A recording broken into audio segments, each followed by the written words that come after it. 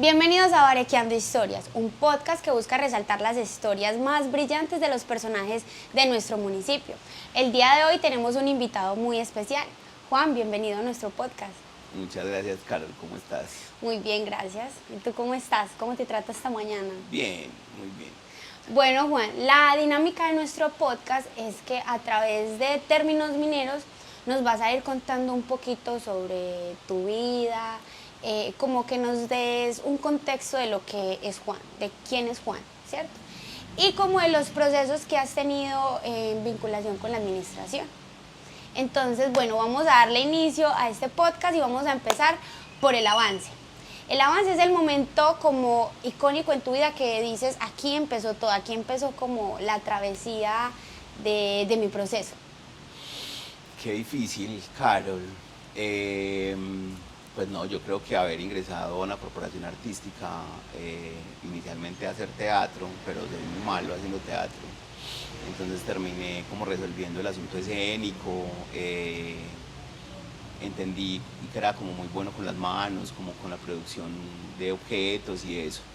Y eso, digamos que ese encuentro, yo, yo llego a esta corporación porque quería ser cuentero. No recibí un solo taller de cuentería desde que llegué. Después quería ser actor y me di cuenta que era muy malo, porque para ser actor vos tenés que tener cierto asunto como de estar hacia adentro, y yo siempre estoy pendiente de la afuera, como es. Entonces, Pero, ¿cómo que hacia adentro? Bueno, se supone que los actores son como una suerte de caja vacía que se llenan con un personaje, ¿cierto? Entonces... No había ese personaje. No, yo me estaba pendiente de cómo la estaban embarrando los demás, qué estaba pasando, me paraba en la escena, incluso con público, a mirar los demás cómo equivocaban. Entonces, bueno, entendí que no era muy buen actor, pero terminé siendo, parece que, un muy buen director de arte, sobre todo en un momento en Medellín en el que no había directores de arte, ¿cierto? Pues esta uno como práctica, digamos, no era tan conocido. Los teatreros resuelven las cosas de los teatreros y los vestuarios y demás. Y entonces digamos que entender que esa es una, digamos, una habilidad que parecía como, pues, para mí muy fácil. Termino estudiando artes plásticas en la Universidad Nacional. En la Universidad Nacional entendí que eso que yo hacía se llamaba instalación, porque hacíamos objetos y como espacios, y entonces, bueno, ya por ahí como que me encarreté un montón con ese asunto de la dirección de arte. Terminé estudiando también diseño de vestuario en Bolivariana. Pero terminaste... No, ahí como al mismo como tiempo. encontrando qué era lo que te gustaba. No, más bien como encontrando qué me servía para lo que me gustaba, ¿se entiende? Entonces entiendo. yo entro a diseño de vestuario porque en esa época tampoco había nadie que hiciera como pasarela. No existía, digamos, la pasarela tampoco como práctica. Entonces entro a diseño de vestuario como para entender ese mundo, me quedo como un año, y entiendo que, bueno, que ya, ¿cierto? Que ya aprendí mucho de maquillaje, por ejemplo. Tenía un profesor que, entre otras cosas, era un pintor, egresado de la Universidad de Artes, que enseñaba maquillaje en Bolivariana. Entonces ahí entendí como unas cosas, pues como unas cosas chéveres para qué significa la dirección de arte en términos generales. Y de ahí en adelante no he parado, es decir, mucho de mi trabajo artístico pues es como la pintura.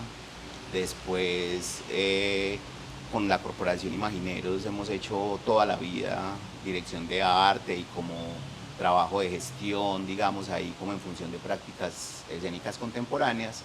Bueno, qué pena que te interrumpa. Pues me dices que eres pintor y... Sí, pues, artista plástico. ¿y has llegado como a que la pintura llegue como a un museo, una exposición, como a ese tipo de cosas? Claro, tengo muchas exposiciones. Yo creo que eso es parte como de lo que la gente no sabe. Digamos que yo, si bien estudié artes plásticas, hay mucho de la práctica artística, digamos, esto es un campo, digamos, muy amplio, ¿cierto? Entonces, por ejemplo, tengo muchas exposiciones individuales, incluso en otros países. Yo tengo un par de exposiciones en Argentina, por ejemplo.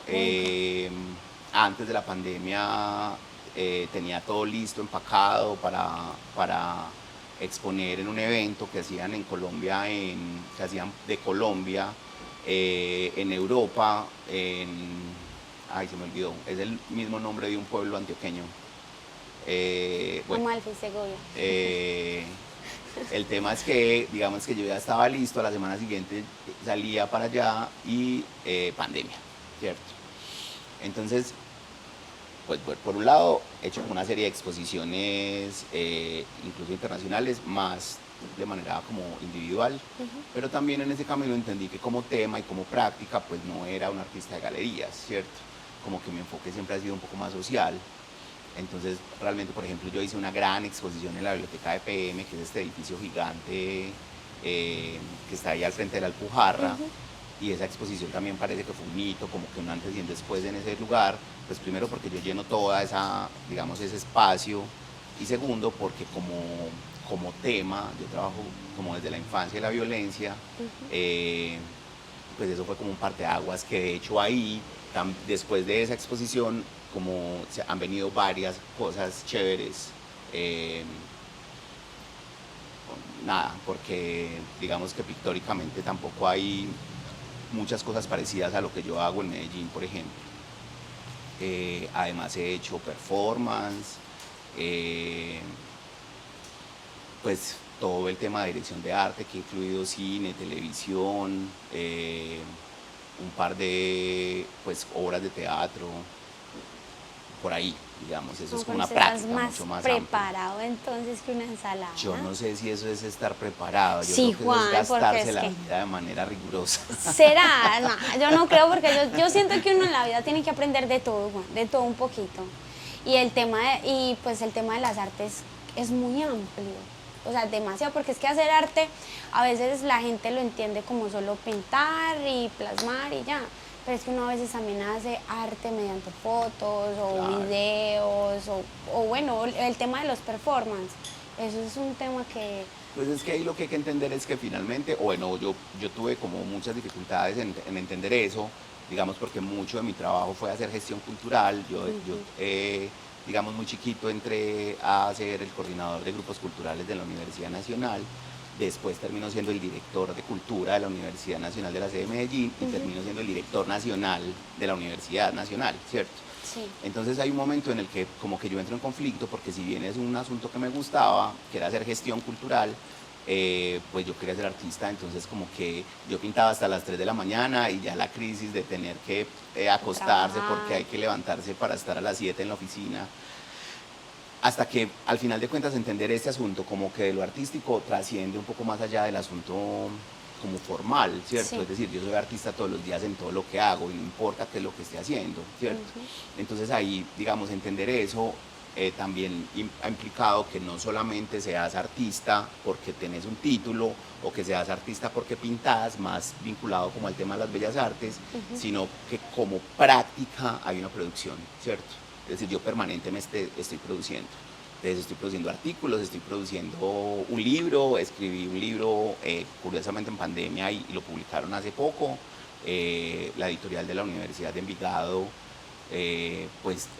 por eso te decía que la exposición de PM fue muy importante, digamos, como en términos artísticos, porque de ahí una persona que trabajaba de directora de la biblioteca termina siendo la directora de la editorial, ¿cierto? Y me llama a decirme como que ellos, me acuerdo de vos desde el 2015 y me encantaría publicarte el libro, ¿cierto? Porque ella se entera además a través de otra amiga que también conocí por esa exposición que yo me gané un premio, que es como el primer premio de Antioquia Reimaginada, el primer concurso que hace Antioquia Reimaginada, que es de Confam. Entonces yo me gano el primer lugar, después me gano el primer lugar en EAFIT del concurso nacional de microrrelato, y entonces eso genera también ahí como una suerte de movimiento alrededor como de lo literario. Yo pues no soy escritor, pero bueno, a la gente le termina como gustando eso que escribo, que sigue vinculado muy al asunto de la infancia y la violencia, y terminaron publicándome el libro. Entonces esa sí fue la experiencia. ¿Cómo se llama el libro? Se llama Animales Ruidosos. Animales Ruidosos es una serie de microrrelatos sobre infancia y violencia, que está muy, muy vinculado, digamos, a las historias de infancia, como de todos, es decir, como que cuando tú lees, eso es lo que la gente está diciendo además, no solamente lo que yo creo, cuando tú lo lees de una manera u otra te vinculas como con tu propia infancia, ¿cierto? Entonces animales ruidosos somos todos, es decir, animales ruidosos, y ahí digamos que puedo amarrar el asunto a todo este tema de trabajar con la alcaldía. Es que los animales ruidosos, según Rancière, son esos que no son escuchados porque parece que lo que tienen que decir no es importante, ¿cierto? Es decir, esos que no tienen una voz. Y entonces Animales Ruidosos configura como la posibilidad de que esos, que en este caso son los infantes, no son escuchados porque parece que lo que emiten es ruido, ¿cierto? Lo que nos pasa con los adolescentes, que parece que lo que hacen es ruido y que no están diciendo nada importante, nadie les presta atención, o la gente que viene de los barrios, o los campesinos, o todos los que están por fuera, digamos, del dispositivo, digamos, hegemónico, ¿cierto? De quién es que es importante. Pues entonces tiene escenarios para dársele como una voz. Y entonces ahí, digamos que yo entiendo que yo soy un animal ruidoso que por cosas de la vida he podido pues ser escuchado, ¿cierto? O a través de la pintura, en una serie de exposiciones, digamos que las últimas fueron en octubre y noviembre del año pasado en Bucaramanga. Soy invitado al Museo de Arte Moderno de Bucaramanga como artista invitado, digamos, de una exposición, y a la Universidad de Santo Tomás también, como ahí hacer una suerte de, qué sé yo, bueno, también en un salón ahí como que tienen dentro de la biblioteca de Florida Blanca. Y entonces, digamos que poder exponer, que la gente te escuche, que la gente te haga fila, digamos, para poder saber exactamente esto que estás produciendo, qué significa, pues hace que uno que viene, digamos, que no, de un origen no tan loable, digamos, como se entendería o como pretende la gente que son los artistas y qué sé yo, pues habrá, digamos, también una brecha que es importante para poder trabajar con estas otras, digamos, animales ruidosos, entre comillas, que sería la comunidad LGTBIQ+, y por lo que me invitan a Segovia, pues a trabajar en la alcaldía. Yo ya vivía en Segovia. Bueno, Juan, háblanos un poquito de que ese momento en el que tú dices, me cogió el pique. O sea, aquí fue donde yo dije, pucha, ¿qué hago? Se me complicó todo. ¿Soy o no soy?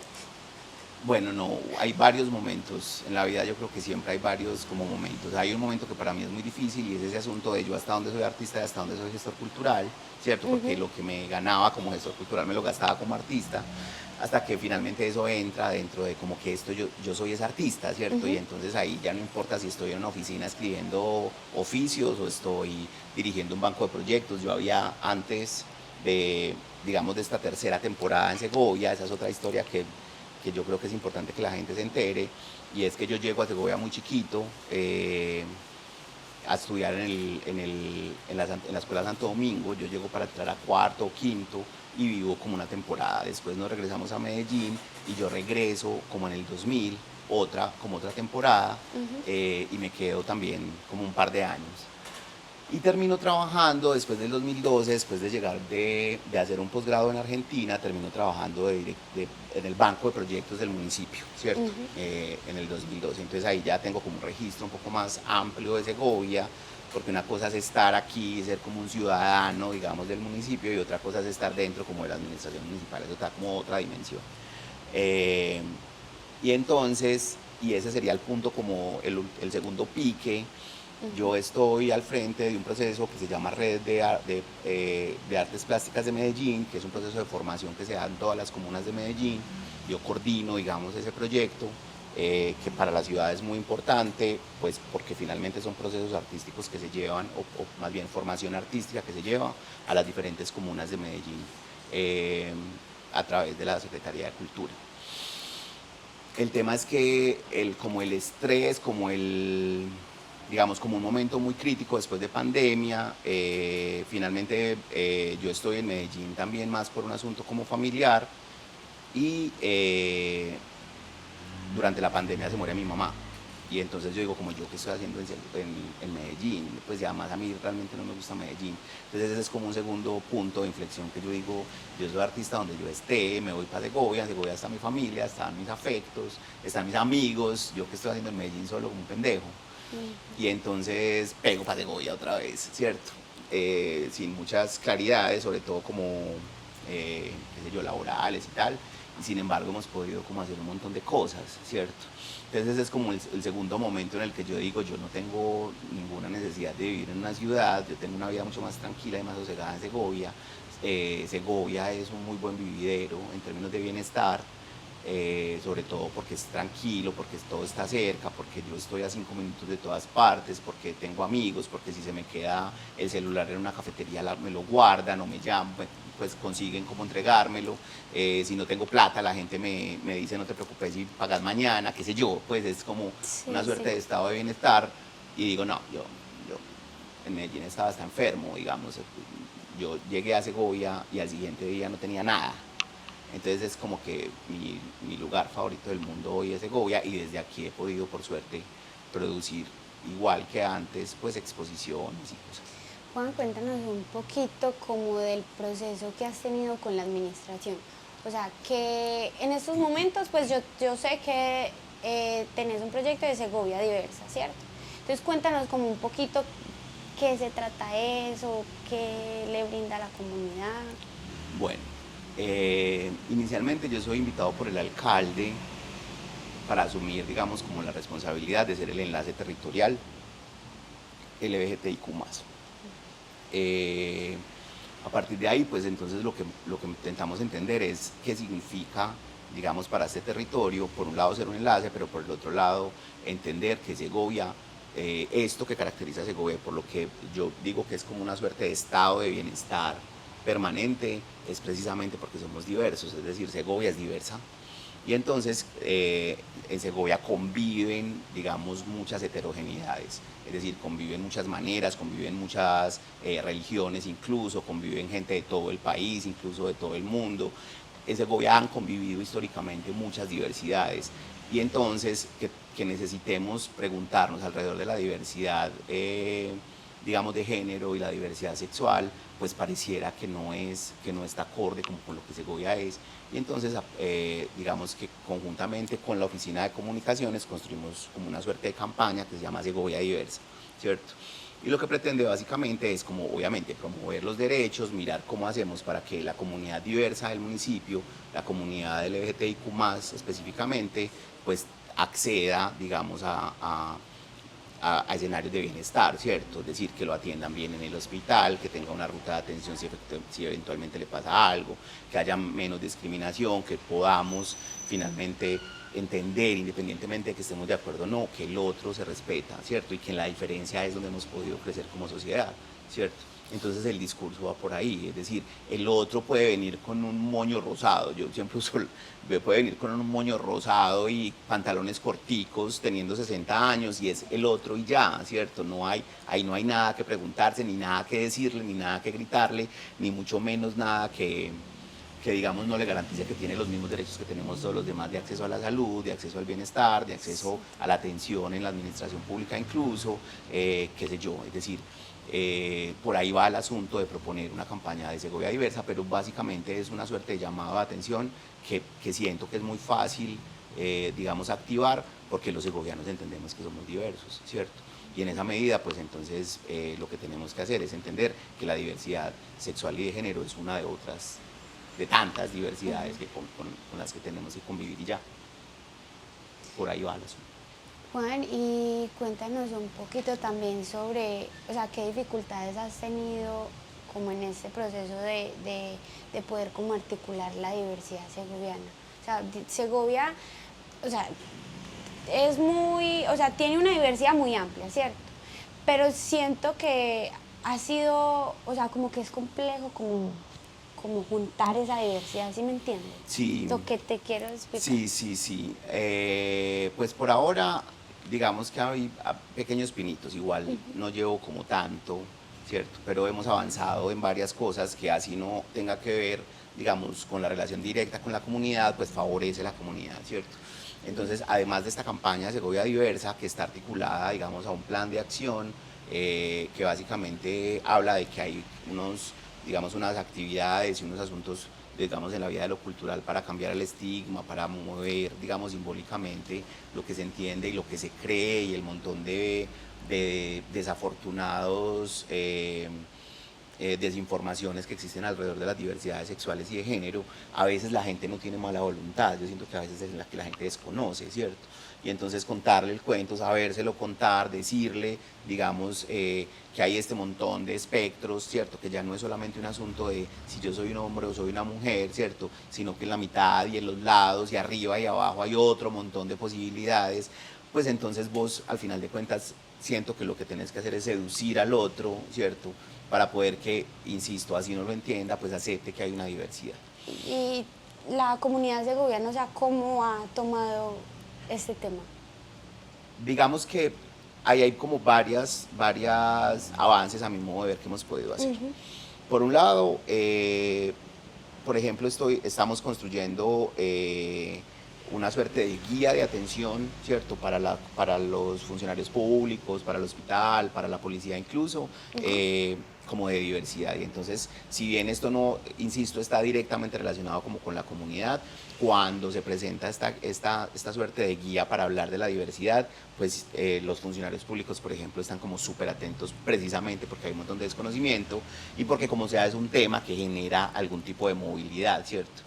Entonces, digamos que desde esa perspectiva por lo menos están atentos, es decir, estamos terminando como de sofisticar este asunto de la guía y empezar a hacer una serie de trabajo, digamos, de formación alrededor del asunto para que los funcionarios, eventualmente el hospital bueno, y otras, digamos, entidades del Estado que atienden comunidad, pues sepan atenderla, ¿cierto? Con respeto, entendiendo que no porque yo tenga, qué sé yo, una cédula con nombre masculino, pues tengo que parecerme a lo que parece en la cédula, que si tengo un nombre, digamos, que no es el nombre, digamos, oficial, entre comillas, pues que se me nombre por ese nombre, qué sé yo, es decir, son cosas que son muy básicas y que generalmente tenemos ahí como mucho enredo. Entonces, en ese sentido, ha sido como muy alta la expectativa de que este cuento nunca nos lo habían echado, ¿cierto? Por otro lado, estamos intentando articular pues actividades artísticas y culturales, entonces por ahora estamos consolidando una propuesta artística en la vía como del teatro, en el que pretendemos trabajar y abordar ese tema.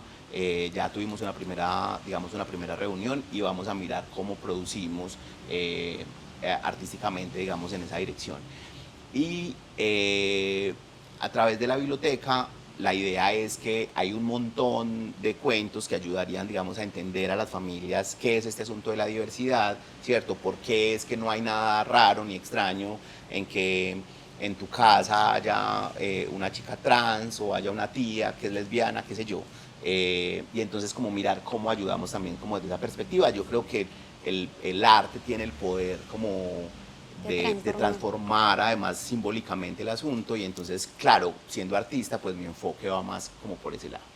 Y digamos que una tercera acción en la que estamos trabajando es un protocolo de caracterización de la comunidad, es decir, es muy importante que sepamos qué tipo de comunidad tenemos, qué tipo de necesidades tienen y cómo, digamos, vamos a abordar esas necesidades. Entonces ese es un rollo un poco más complejo porque hacer un protocolo de caracterización implica entender la dimensión completa, digamos, de la pregunta, de cómo vamos a abordar, de en dónde está esta comunidad. Entonces como que en este asunto, que es más, si se quiere, administrativo, más de lo político, pues hay muchos avances, ¿cierto? Congregar a la comunidad segoviana, independientemente de lo que sea, es difícil, ¿cierto? Tendría que armarme una fiesta para que finalmente todo el mundo aparezca, un paseo, por ahí habría que pensar en cuáles son las estrategias, pero eso no significa que la gente no esté sumamente interesada, ni mucho menos que no sienta que es necesario, digamos, hacer trabajo articulado como en la vía de garantizar que pues que la comunidad diversa tenga una convivencia sana y ya, ¿cierto? Siento que hay muchas expectativas y siento que es una suerte de caldo de cultivo que hay que empezar a producir porque siento que están las condiciones como dadas para que finalmente esto se dispare, ¿cierto? Entonces, bueno, estamos trabajando en campañas también para medios, estamos construyendo unas primeras, digamos, producciones audiovisuales, incluso para redes, qué sé yo, ahí va, ¿cierto? Estamos intentando que esto empiece a tener como sentido. Estamos ¿cierto? avanzando. Claro, pero sobre todo que tenga sentido y que ese sentido sea articulado finalmente, ¿cierto? Sí. Que no sean solo acciones atomizadas, sino que esté articulado a un proyecto que es Segovia Diversa, que tiene como varios ejes y sobre los que nosotros vamos a empezar ahí como a navegar para que esto se dispare, es decir, esto se tiene que disparar y tiene que haber visibilidad y tenemos que saber quiénes son, porque nosotros tendemos a una cosa, a generalizar, ¿cierto? Y las generalizaciones siempre desconocen un montón de particularidades del otro. Entonces, cuando hablamos de la cultura minera, asumimos que todos los mineros son mineros, ¿cierto? Yo conozco mineros que son especialistas en salsa, mineros que les gusta, que son melómanos, que bailan, ¿cierto? ¿Qué son los- Que tienen colecciones de música, que les gusta la música, ¿cierto? Conozco mineros que tallan, conozco mineros, hay un abanico absolutamente Hay amplio una vida detrás, de, sí. claro, Hay un mundo. unas vidas, ¿cierto? Porque entonces hay un montón de prácticas, detrás de un minero hay un papá, hay artesanos, hay esta capacidad de creación que nunca hemos explotado, digamos, y de artesanía en la vida cotidiana que nunca hemos explotado lo suficiente, nunca hemos puesto en evidencia. Entonces, así como la minería no se puede definir como en una sola capa, pues todo lo demás no se puede definir en una sola capa y ahí es donde empieza a tener complejidad el asunto, pero precisamente ahí es donde subyace la riqueza de que seamos así de distintos y que tengamos este montón de singularidades. Entonces por eso no creo que sea tan difícil, digamos, promover el entendimiento de la diversidad, porque es que en la cotidianidad todos lo viven. Vos te encontrás una mamá que es la mamá de un niño que va al colegio, pero que también hace empanadas, pero que también hace ventas, pero que también, es decir, no somos como este asunto del ser como un asunto que no se mueve, ¿cierto? Es decir, yo soy muchas cosas, así como todos los demás son muchas cosas, ¿cierto? Y entonces esas cosas que parecen invisibilizadas como por la función del ser, ¿cierto? Yo soy mamá y pareciera que detrás no hay una mujer, una abuela, una tía, un montón de otras, una vecina, una señora que vende empanadas, una señora que cocina rico, qué sé yo. Hay un montón de abanicos de posibilidades en ese asunto que desafortunadamente desde Segovia solo entendemos como el ser, ¿cierto?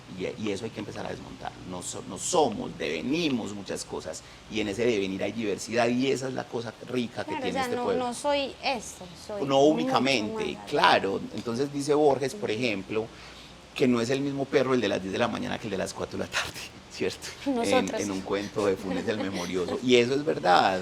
Es decir, tú no eres la misma persona que está presentando, la que está en su casa a las 5 de la mañana bañándose, ni la que está a las 4 de la tarde almorzando, porque no somos las mismas personas, ¿cierto? No somos lo mismo, ¿cierto? Yo no soy el mismo con relación a mi familia que con relación a mi trabajo, no soy el mismo con relación a mi sobrino chiquito de 5 años, ¿cierto? A lo que tengo que ser al frente del alcalde, qué sé yo, es decir, Sí. somos muchas cosas y esa diversidad finalmente es lo que enriquece, finalmente eso que devenimos como sociedad segoviana y yo creo que potencialmente hay mucho que hacer con Segovia, ¿cierto? Creo profundamente en la capacidad que tienen los segovianos de transformarse, de mirar como el futuro, de creer que es posible en otras cosas. El diálogo con los segovianos es posible, ¿cierto?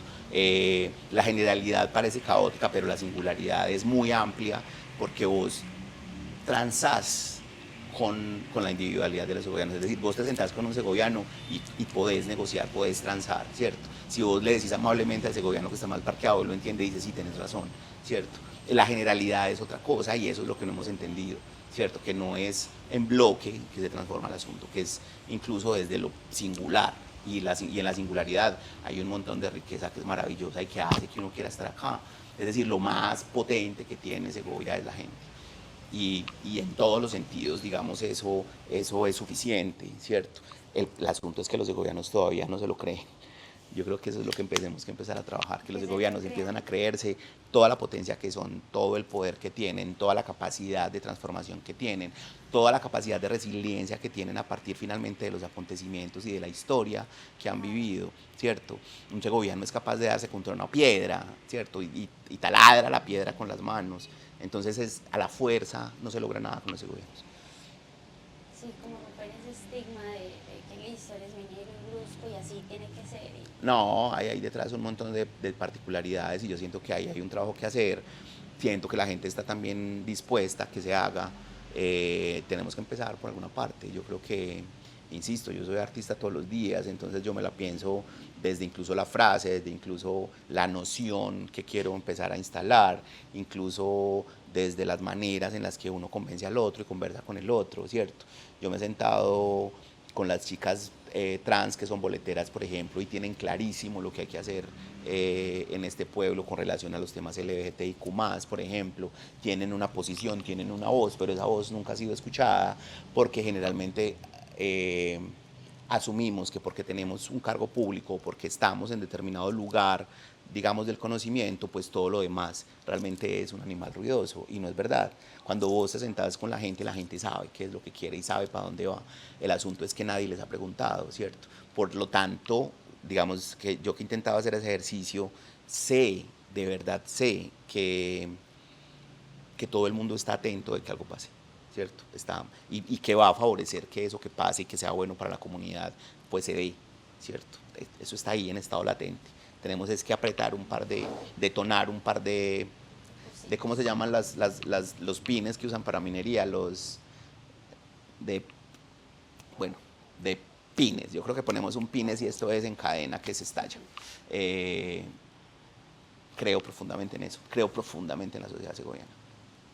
Juan, y un consejo como que nos quieras dar, un mensaje, algo. Un consejo que les podría dar es: uno no da consejos. No hay nada importante que uno le tenga que decir a otro, la verdad. Nada, yo creo que hay que creérsela, ¿cierto? Hay que tener fe, yo creo que tenemos mucho miedo. Yo me encuentro con las mamás de la comunidad trans que tienen mucho miedo y es entendible. Tienen mucho miedo de que a su hijo le pase algo, que a su niña le pase algo. Tenemos miedo de que esto cambie, tenemos miedo de entender lo grandes que somos y la responsabilidad que tenemos. Y yo creo que el miedo no es una buena compañía en ningún sentido. Cuando, digamos que yo hice esta gira de presentaciones del libro, me decía uno de mis sobrinos que yo con qué iba a financiar, digamos, porque la editorial arma las presentaciones, pero no la financia, ¿cierto? Que yo con qué iba a financiar, pues estar en todas estas presentaciones del libro. Si yo hubiera pensado en eso, nunca habría hecho nada, ¿cierto? Sí. Es decir, yo voy y después vemos qué hacemos. Entonces, yo creo que una de las cosas, primero hay un profundo sentimiento de culpa que tenemos, que finalmente no ha hecho que podamos mirar, digamos, más arriba, y la culpa no sirve nunca para nada. Es decir, la culpa no ha resuelto nada importante en la vida de nadie.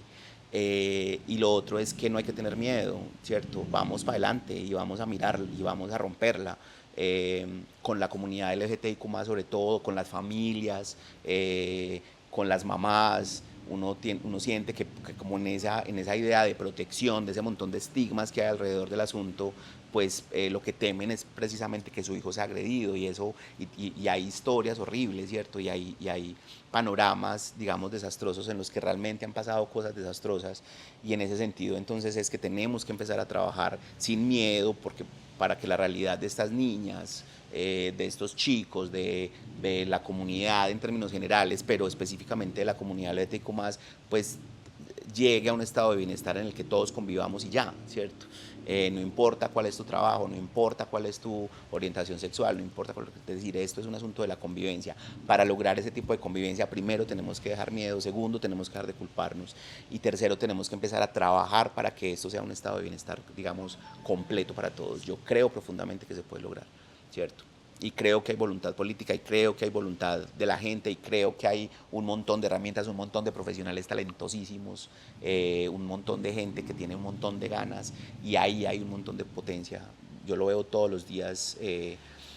Todos los días. Yo hago un programa para el canal regional que se llama La Ruta de la Empanada, y voy y me siento con señoras a comer empanada, las señoras que venden en las esquinas, y a preguntarles si la tienen clarísima, saben cuál es el problema económico, saben cuál es el problema social, entienden cuál es la complejidad que tiene Segovia. Vos lo podés ver, la gente lo sabe, ¿cierto? Si la gente lo sabe y podemos, digamos, juntar todo ese montón de voluntades, seguramente esto se va a disparar. Total, creo profundamente que es posible. Juan, muchas gracias. A ustedes, muchas gracias. Gracias por hacer parte de la transformación de Segovia, gracias por compartir este espacio con nosotros, gracias por ser esa fuente de inspiración, porque sé que además de llegar y cambiar el territorio, también eres una fuente de inspiración. Te agradezco muchas gracias a ustedes. Bueno, los esperamos en un próximo capítulo, gracias por escucharnos y gracias por vernos.